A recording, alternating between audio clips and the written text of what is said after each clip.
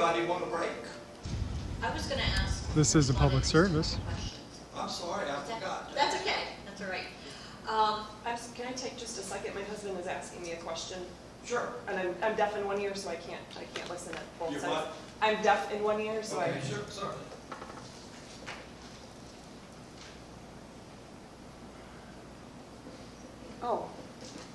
Yes, Your Honor, I'm sorry. There is something that's extremely important that I forgot to mention. It is in there, and that would apply across the board. This particular thing I'll say once, but it applies to all three. And that is the fact that I cannot, I made a note and still didn't cover it. I can't even apply for the permit in this situation for a fence because according to the actual land development code here in Ormond Beach, no permit can be issued without a full variance being approved for not having a garage. Our house was built without having a garage. Obviously, that was long before we got there. But the land development code requires each house in Ormond Beach to have a garage and to meet a bunch of other specifications. That is just one example. But I can't go and apply for a permit to have a garage sale or a permit to have a fence without fully meeting all the other land development codes, including that. And so there's been no variance issued at any point along the way. I would have to go and do that. The land development code also requires or states that no permit can be issued without a full development order being issued in addition to that. And so the procedures to get one of those apply. No permit can be issued without an engineer or architect final site plan being approved. No permit can be issued without a recent survey of the lot specifically certified to the city. We're not even talking about the one that we just got a year and a half ago when we purchased our property and it was certified to the mortgage company or whoever it had to be certified to. We're saying that we would have to bear additional costs of roughly, these days it's at least $750 is what it was costing us to get a certified to the city survey. And no permit can be issued without an application from us that identifies the actual shape and dimensions of the lot, the existing use of the buildings on the lot, the number of families the building is designed to accommodate, the location and number of required off-street parking and off-street loading spaces, landscaped buffer areas, accessory uses of the property, driveway and access standards, impact fees, utility installation fees, sign regulations. That is quite overly burdensome and in some instances literally impossible for us to do just to be able to give them the piece of paper applying for the permit. Okay. Does the city have a response? Yes, Your Honor, that's a misread of the LDC. The fact there's no garage, that applies to new construction. You would have to have a garage on a single-family residence. That applies to new construction. And using her example, she would not have to get a variance to get, for example, a garage sale permit. That doesn't make any sense, and I'll just leave it there. But I would ask her a couple questions. When did you purchase this property? Approximately. Fall of 2021. Okay. Did you know you needed to get a permit to install a fence on your property? I knew that we didn't need to have permits because of the interaction we specifically had with the city in July and August and September and October about 924 Rollins Avenue. No, I'm asking you about this particular property. Yeah. Did you know you needed a fence? I'm answering about this property because if it's not required for 924 Rollins Avenue, then it's not required for 33 Cypress Circle either. What was there a new fence installation on Rollins? There was an entire gut job done on that property. Dumpsters kept being pulled up and the sellers were supposed to have pulled the permits, and when we were told days before closing that they never did, they actually then went and prohibited us from getting whatever permits that they should have gotten, and they canceled the permits that we had been able to obtain to that point. And then when they temporarily got possession of the property, as we were litigating this issue and trying to sue them for specific performance, they brought up one dumpster after another to completely tear out and gut the house, and the city refused to do anything about it whatsoever. Well, you're a lawyer. You didn't think to call the city to find out We Did you call the city to find out if you needed a fence permit for the property property that we're here talking about today? I would not call somebody when an answer was already provided to me in the same year. On a different property? Like I said, equal protection applies, so I wouldn't assume we're going to cherry pick and say we're not going to enforce the statutes or the land development code when it would benefit us at 924 Rollins, but we are going to try to enforce some sort of regulations on a different property when it would not benefit us or harm us. So no, I wouldn't think that there would have been something in the books saying that you could do that. Okay. At some point you did realize the stop work order on the property in regards to the fence? When our fence was done, yes. You didn't have any idea that there was a stop work order? On this, no, because it was never communicated to me by email that day. It was never communicated to me on the phone when we had, I don't know, an hour-long conversation that morning. And they didn't bother knocking on the door and posting it or trying to personally serve me. They didn't send it in the mail, U.S. mail, certified mail, nothing. It was put in the boulevard facing away from, which we later found out when we saw it on video footage. Okay, you saw it facing away from you, but you didn't go around the front of it to take a look to see what Like it I said, it actually wasn't on the sign when we saw the post. We saw some random stake. It had started storming that day, and by the time that I saw that there was a stake in the yard, there was no sign attached to it, and we didn't find it until later. I'm not sure exactly when at this point, but we didn't find it until much later. Okay, thank you. All right, thank you. We'll proceed with case number 22-112246.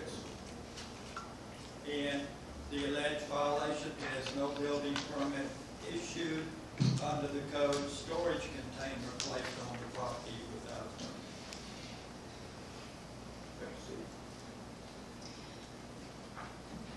My name is Janet Bruce, Neighborhood Improvement Officer for the City of Ormond Beach. The case before you is case number 22-112246. The respondent is Michael Henry and Katherine Henry. Violation address is 33 Cypress Circle, Ormond Beach. Chapter 2, Article 3, Section 2 through 50, A9. Metal storage containers being used as sheds installed on the property without obtaining a permit. I would like to submit into evidence a copy of the notice of hearing and $100 citation with proof of good service, copy of the notice of violation with proof of good service, affidavits of regular mail and postings, copy of property appraiser's record, a copy of the land development code that is at issue in this case. Any objection to them being admitted into evidence? Is this your standing objection from the last one? I'm just making sure that I know exactly what's in it, First Your Honor. You want to take a look at the, have you got it? Let me just make sure that excuse me. Yeah.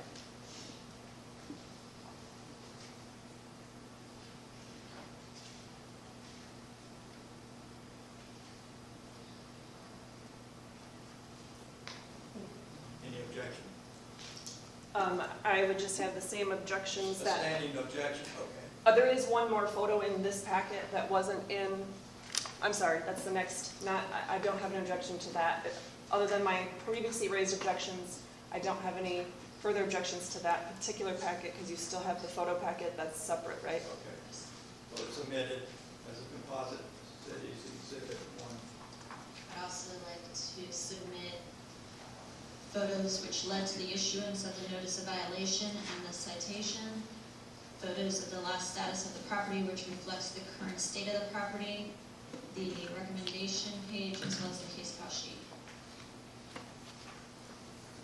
Any objection to this being omitted? Yes, Your Honor. I realize that you've already heard me as far as the fruit of the poisonous tree argument.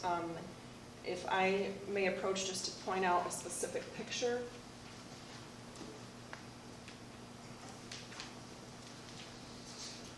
It should be in the first. So.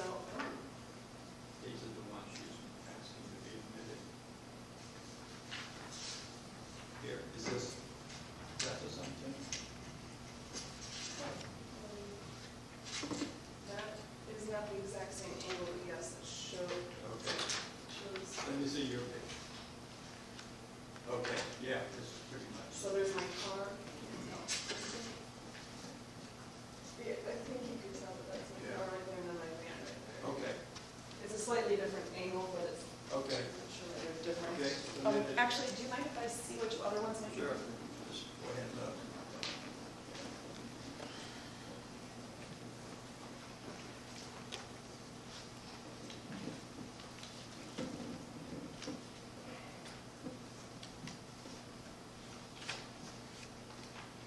And we're talking about the shipping containers, right? Maybe, am I looking at the wrong? Where's the other? Okay.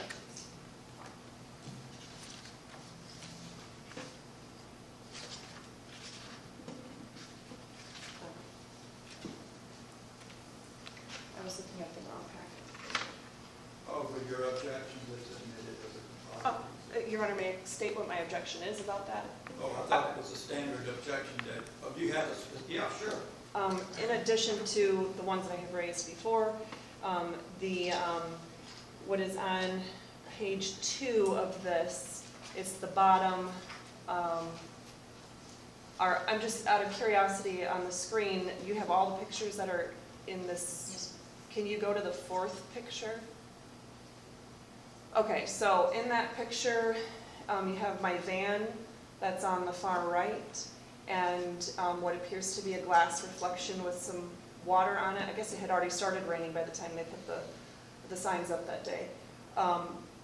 But that is the windshield. I can't tell the angle of which direction my car was parked, but at any rate, she had gone, what I had mentioned earlier that I didn't have a chance to bring the video evidence, this photo shows, I think the one in the paver shows it a little bit differently, but this particular photo shows that she had gone in between, or essentially around where my car was, and my car, this is the pavers one? Just for demonstration, I guess to explain the context, could I show you one they haven't introduced yet?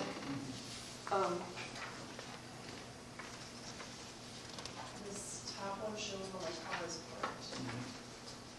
So I'm just trying to say how she was getting, and she was on my property going in between the vehicles in order to take these pictures. And so that I'm saying about a warrant. Did you Your Honor, may I respond? Yes. That picture is taken still from the sidewalk. I used the zoom on my camera. So I did not walk onto her property. However, in this case, at the beginning of my case, through our trainings, we are permitted to walk up to the front door to take photos of any said violations. However, in this case, I did never walk to her front door. I always maintain myself on the sidewalk. This photo was taken using my Zoom feature on my camera. City want to respond to any? No, that's good. Thank you. Okay, this is omitted as exhibit for the city.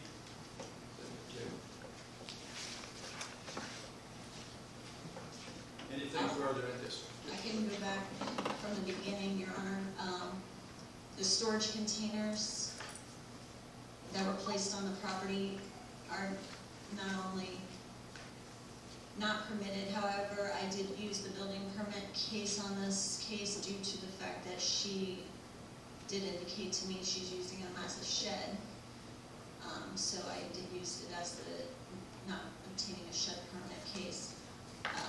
This shed/storage containers are currently on the property line, not meeting setbacks as well. This is September 2nd. This is September 2nd. October 25th.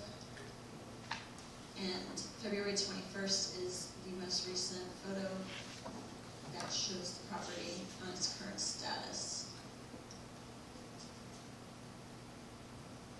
What's your recommendation in this case?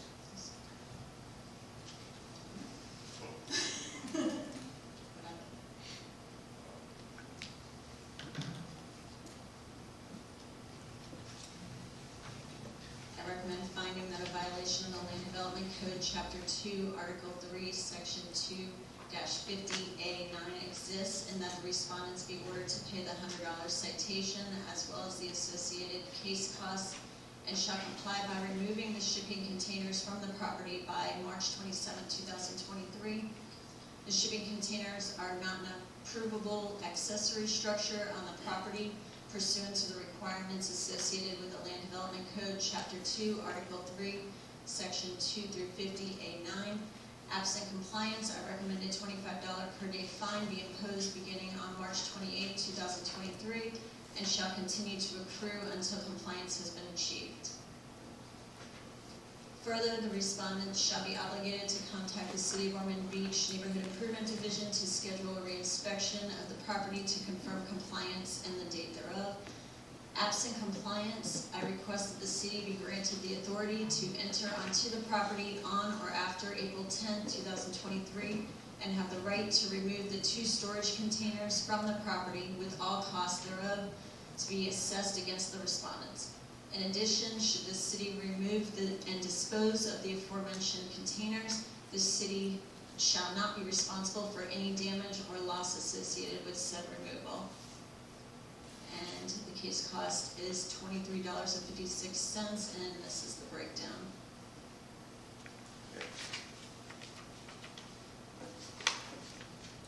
Now, Ms. Henry, do you have any other responses on this particular case before we go to the third one?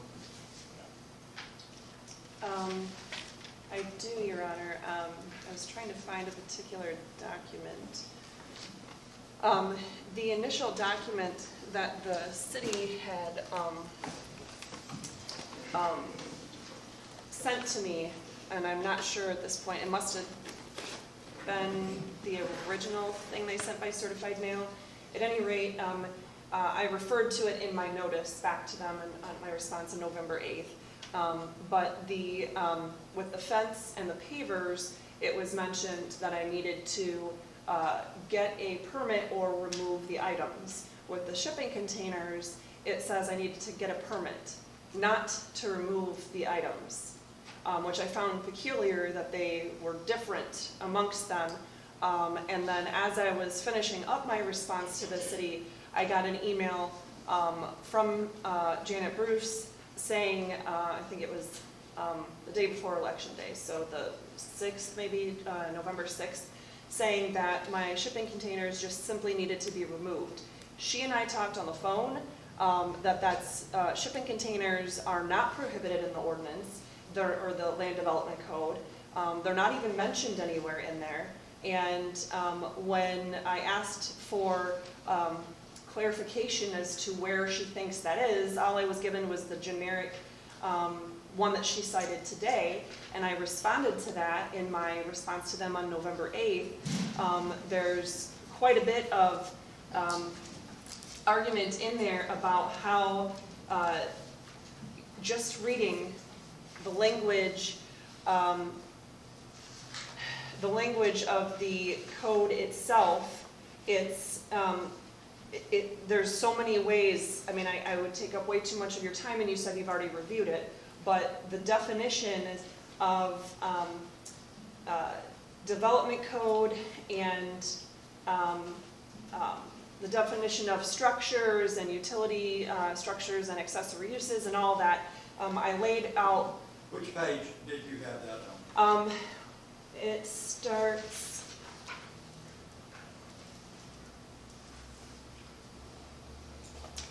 The general discussion of that starts on page 19 of the one that I sent in November. Mm-hmm.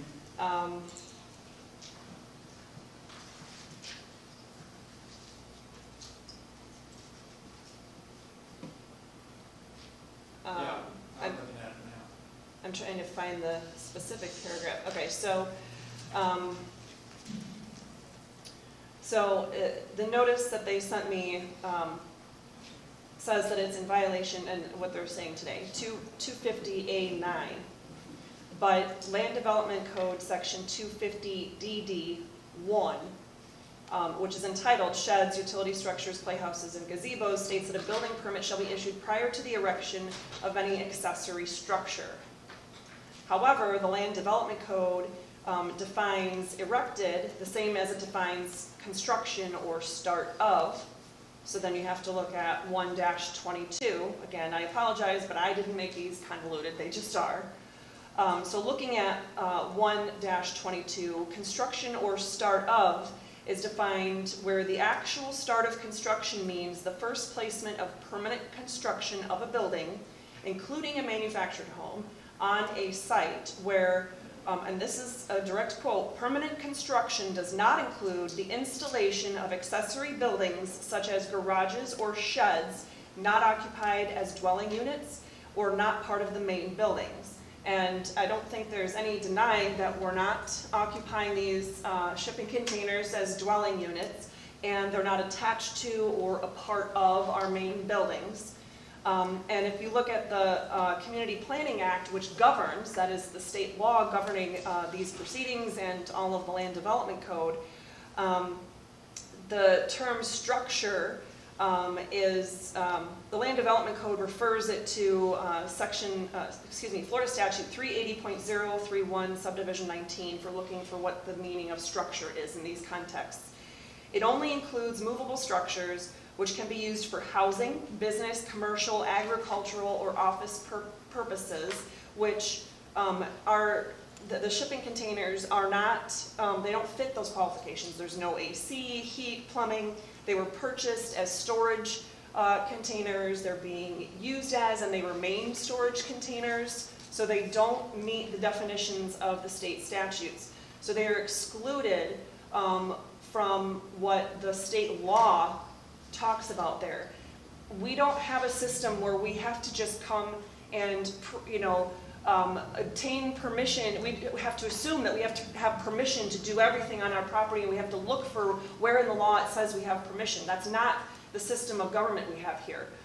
If the government is trying to prohibit us from doing something, whether it's installing shipping containers or something else, then the government has to have a legitimate purpose for that, and they have to spell that out very clearly.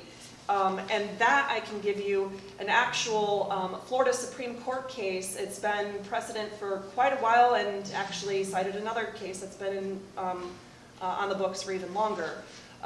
But the Florida Supreme... Yes, Your Honor.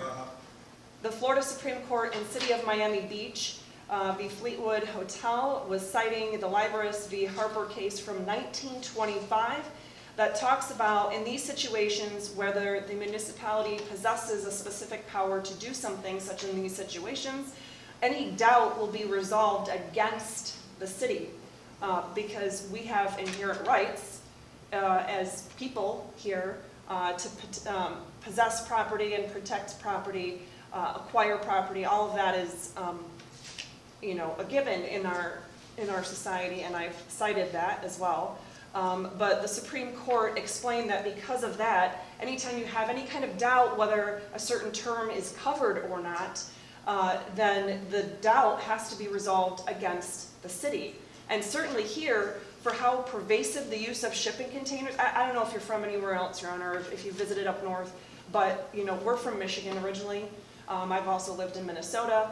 And I can tell you that you really don't see shipping containers except for at like freight yards. Here, it's like, shipping container every 3 properties, it seems, especially when it comes to beachside.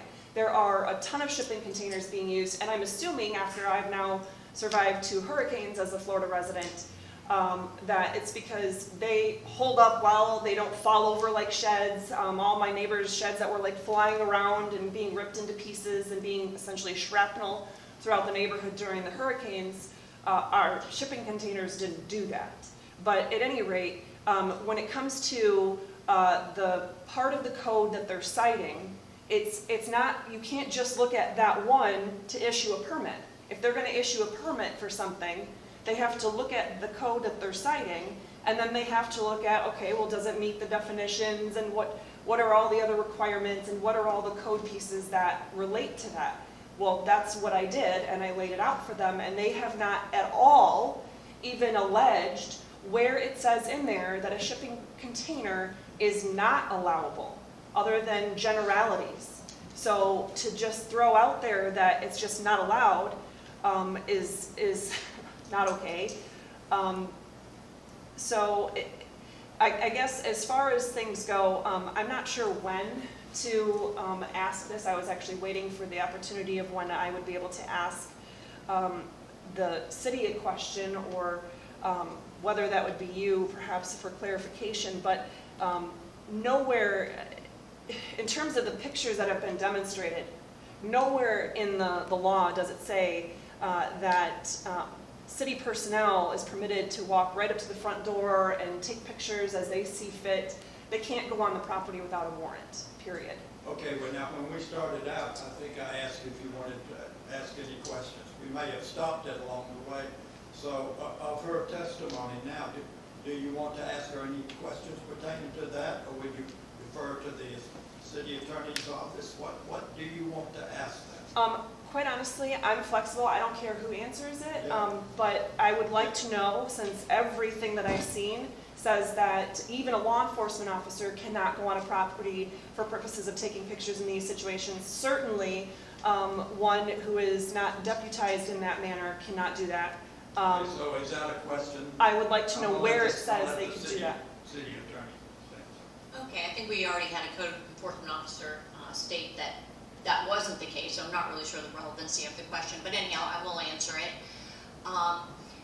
In Florida, you didn't mention that you had a no trespassing sign on your property. You are allowed to go up to someone's front door, just as the Amazon driver goes to drop off a package. That might be different if you have a no trespassing sign on your property, but I don't believe you have, and I don't believe you've instructed code enforcement not to do that, or if you have, I'm sure they have not come after that. So I disagree with what you were saying, and it's not particularly relevant, but I would answer the legal question. But where does it say? Because the trespassing statute said that you don't have to put a sign up when it's your permanent residence. Okay, you know, I'm getting past what I want to hear pertaining to this. Okay, if I'm not going to get the question answered, that's fine, but that didn't tell me where in the law, because the Okay. trespassing statute Well, does you not. may have to deal with what you got as far as an answer. Okay, Your Honor. So I guess my concern with that, I apologize right now. I don't even remember. Am I only supposed to be asking questions, or can I bring up the last point that I have on the? You can bring up the last point. Okay. When it comes to the shipping containers and having the permits, et cetera,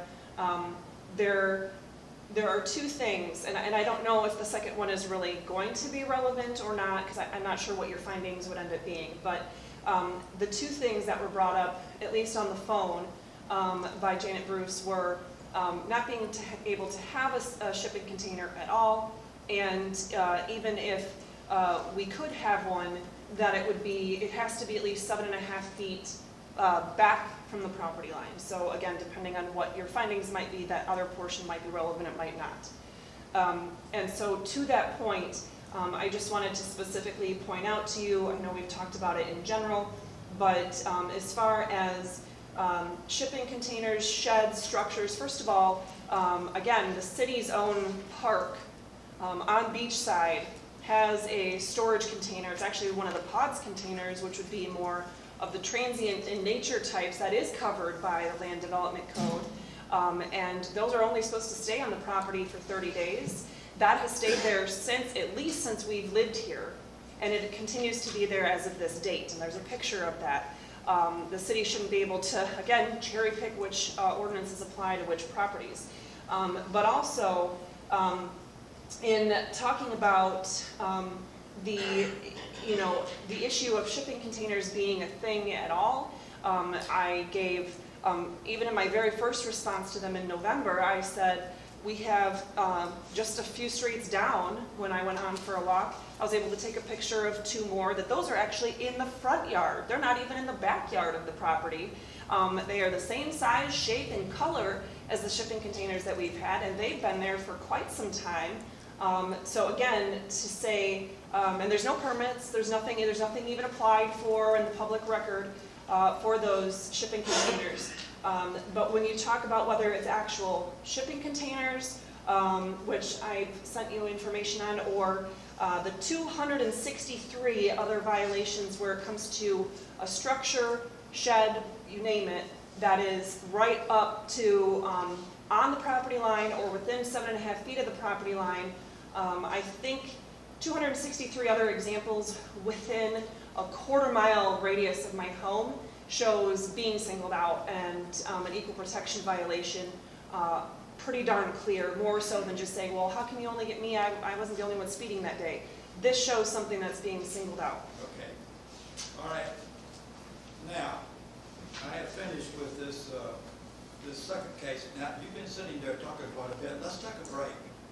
You probably need one, everyone else does. Sure, Your Honor. So we'll take a 10-minute break, and then we'll go to the third case, okay? I do have, when we come back, some questions in regards to this, just a Let's few. go ahead and do that, right? Okay. You have 2 shipping containers on your property right now? Yes, we do. And how long have they been on your property? Since last year. Approximately, just in the fall of last year or summer of last year? I believe it was March or April. Okay, so almost a year. Okay, and what are the size of the containers?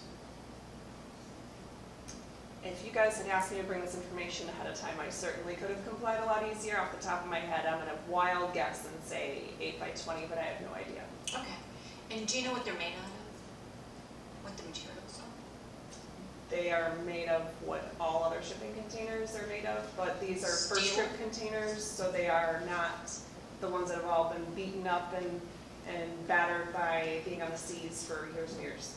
Okay, and what are you using them for, or what's your intent to, how you intend to use these containers? Well, as we're required to have a garage, but after we got into the property, the code was clarified further with us that we weren't actually able to put a garage in anywhere that makes common sense to use the property. Those essentially are helping to keep inside things that my neighbors don't want out and about during a hurricane that can be used as projectiles. Things that, quite frankly, a lot of my other neighbors have on their front porches and have sitting out on a regular basis, or in their sheds that all got decimated and torn to shreds. So basically storage. We're certainly not living in them, yes. I'm doing no business in them. I mean, I don't know what else, just Okay. to clarify. Okay, thank you. We'll take a 10-minute break now.